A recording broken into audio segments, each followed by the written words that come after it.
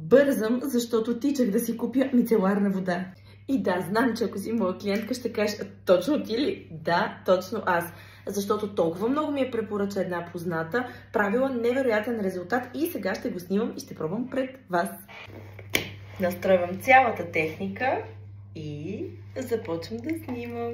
Какво ни е необходимо? Само мицеларната вода и 2, 3, 15 тампончета. Както и нашият модел. Хоп! Обувката. Нещо ме раздрусва хубаво. Слагам обилно количество и готови ли сме за тест? Чакай, че тя ще се разтече. Така. Готови ли сме за тест? Я да видим тук. Еха!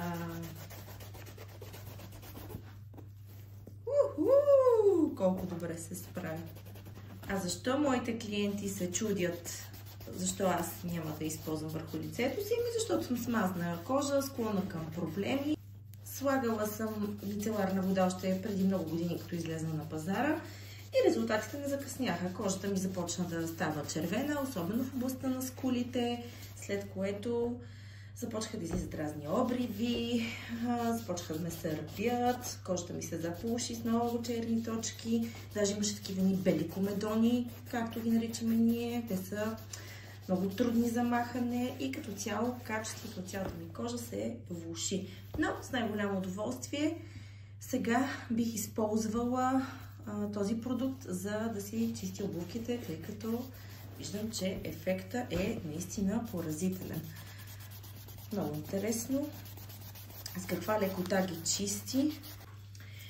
И ако ти си от хората, които имаш мазна кожа, която е проблемна и продължаваш да използваш мицеларна вода и усещаш, че този продукт може би не е за теб, защото и ти усещаш, че ти създава такива проблеми и виждаш, че са започнали да излиза повече комедони, това е един прекрасен вариант да изразходиш, защото си я купила без да я хвърляш.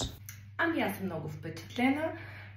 Не вярвах, че може да прави такова чудо. Ще я пробвам и на детските обувки, за да видя как ще се справи там. Ти имаш ли някакви такива интересни хакове с продукти, които не са подходящи за твоята кожа и си видяла, че създават по-скоро проблеми, но пък има как да бъдат изразходени по друг начин, без да се изхвърлят и да замърсяваме? Чакам да ми споделиш в коментар.